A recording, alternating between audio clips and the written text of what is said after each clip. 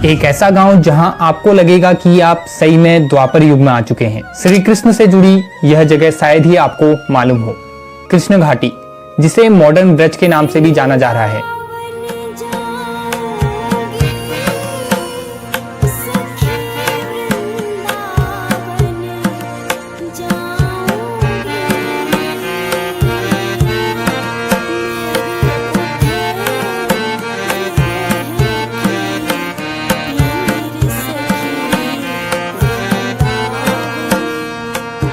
यहाँ आपको लगेगा कि आप पुराने समय की ब्रज भूमि में पहुँच गए हैं, जहाँ सभी लोग आपको धोती कुर्ता पहने, सर पर तिलक लगाए और वहीं औरतें साड़ी में नजर आएंगी। रास्ते में लोग मिलेंगे तो वो आपसे हेलो हाय नहीं बल्कि हरे कृष्णा बोल के आपको नमन करेंगे। लेकिन हैरान तो आप तब हो जाओगे जब आपको पता चलेगा कि यह जगह भारत में है ही नहीं।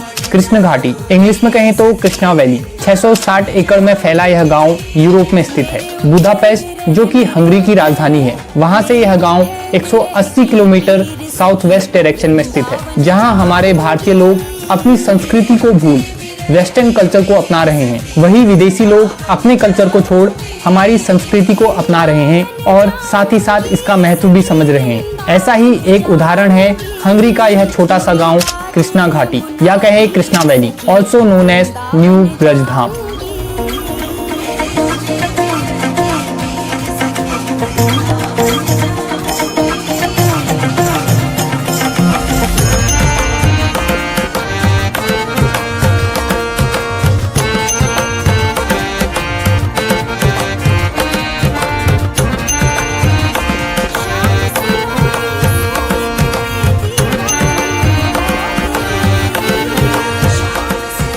150 कृष्ण भक्तों का यह गांव आज यूरोप का सबसे पुराना एवं बड़ा इको फार्म बन चुका है।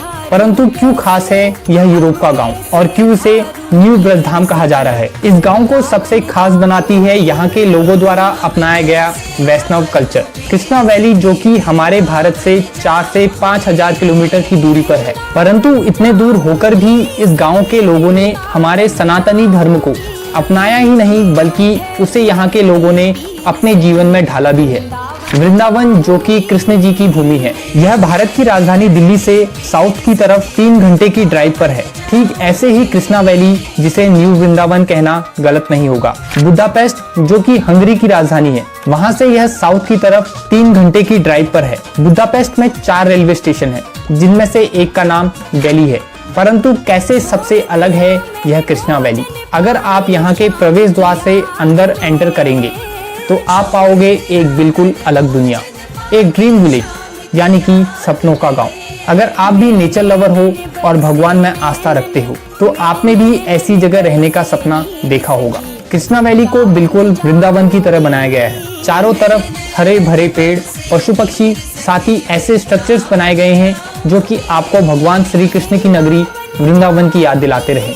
इस वैली से होकर बहने वाली नदी को यमुना भी कहा जाता है। भारत की ही तरह यहाँ भी नहाने का स्थान सीढ़ियों के रूप में बनाया गया है, जहाँ महिलाएं और पुरुष अलग अलग स्नान करते हैं। आप देखोगे कि यहाँ के लोगों ने अपना पहनावा, खान पान, रहन सहन और दिनचर्या सभी हमारी भारतीय संस्कृति के अनुसार की है। यह गांव पूरी तरह से आत्मनिर्भर है। यहाँ खेती जैविक यानी कि ऑर्गेनिक आधार पर बिना किसी रासायनिक पदार्थों के इस्तेमाल के की जाती है। हमारे देश की ही तरह यहाँ भी जानवरों की सेवा की जाती है। मुख्य रूप से गाय को माता माना जाता है और दुग्ध उत्पाद जैसे कि दूध, दही, घी इत्यादि प्राप्त किया जाता है। आपको यहाँ डेयरी फार्मिंग, बी फार्मिंग और कई ऑर्गेनिक फार्मिंग देखने को मिलेंगे। खेती भी यहाँ पारंपरिक रूप से बैलों से होती है और कोई भी सामान ले जाने के लिए बैलगाड़ी का इस्तेमाल होता है। यहाँ आपको गौशाला भी देखने को मिल जाएंगे, जहाँ इन जानवरों को रखा जाता है और इनका पालन पोषण किया जाता है।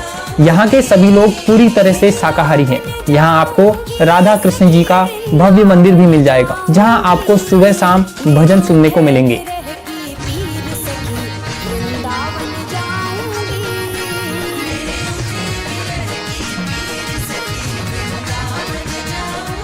यहाँ के लोग ईश्वर प्रेमी हैं और ईश्वर केंद्रित जीवन शैली जीना पसंद करते हैं। यहाँ कोई भी उत्पाद हो, उसे सबसे पहले श्री कृष्ण जी को भोग लगाया जाता है। यहाँ के स्कूलों में भी आप देखोगे कि यहाँ के बच्चों को मूल शिक्षा के साथ साथ धार्मिक एवं वैदिक शिक्षा भी दी जाती है। बच्चों को छोटी उम्र से ही भागवत ज्ञान दिया जाता है ताकि उनकी ईश्वर के प्रति आस्था एवं विश्वास बढ़ सके।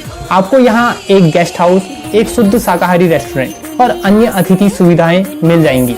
कृष्ण घाटी में हर साल 30,000 से भी ज्यादा टूरिस्ट आते हैं, जिनमें से 10,000 तीर्थ यात्री होते हैं। यहाँ के लोग भारतीय त्योहारों को भी बड़ी ही धूमधाम से मनाते हैं। जगह अलग है, अंदाज वही भारतीय और पारंपरिक रहता है, परंतु भारत से हजारों किलोमीटर दूर स्थित यह गांव, जो कि भारतीय संस्कृति से परिपूर्ण है, आखिर कैसे बना? इस गांव की स्थापना आज से करीब 30 साल पहले 1993 में शिवराम स्वामी द्वारा की गई, जो कि इस्कॉन के मेंबर हैं।